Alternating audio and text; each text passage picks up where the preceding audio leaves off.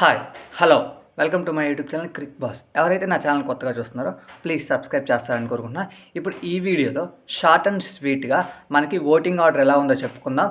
Danger జోన్లో ఉన్న top contestants గురించి ఒకసారి చెప్పుకుందాం.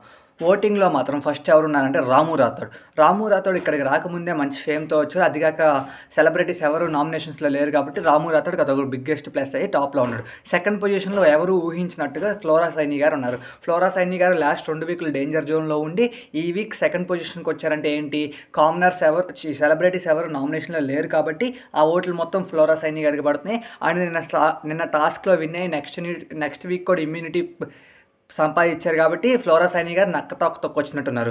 అండ్ దెన్ థర్డ్ పొజిషన్లో మాస్క్ మ్యాన్ హరీష్లో కామనర్స్లో ఉన్న వాళ్ళందరికన్నా మంచి హైప్తో ఉన్నది ఎవరంటే హరీష్ గారు కాబట్టి హరీష్ గారు కూడా సేవ్ అవుతారు.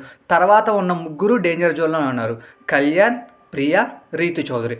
ఈ సీజన్కి ముందు టాప్ కంటెస్టెంట్స్ అనుకున్నాం ఎవరు, కళ్యాణ్ని. అంటే అగ్నిపరీక్షలో మంచి పర్ఫార్మెన్స్ చేసి టాప్ మోస్ట్ పర్ఫార్మర్స్ అవుతారు అనుకుంటే తను కూడా తన పులిహార కబుర్లతో బోటంలోకి వచ్చేసాడు. ప్రియా తన యొక్క ఆర్గ్యుమెంట్ స్కిల్స్, తన ఎక్స్ప్రెషన్స్తో తను నెగిటివ్గా ఉంది.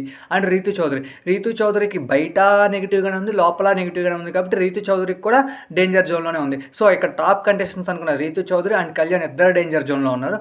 అండ్ వన్ మోర్ అప్డేట్ ఏంటంటే వైల్డ్ కార్డ్ అప్డేట్ ఏంటి, బిగ్ బాస్ అగ్ని పరీక్ష వాళ్ళు 4 లోపలికి వచ్చారు.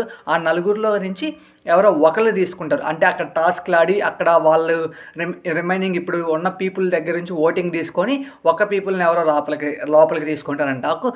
ఆ ఒక్కళ్ళు కూడా ఎవరు కాదు, దివ్య నిఖిత అని మోస్ట్లీ కన్ఫామ్ అయిపోయింది. దివ్య నిఖితానే బిగ్ బాస్ సీజన్ 9లో ఆడబోతుంది. సో ఎవరైతే నా ఛానల్ కొత్తగా చూస్తున్నారో ప్లీజ్ సబ్స్క్రైబ్ చేస్తారని కోరుకుంటున్నా.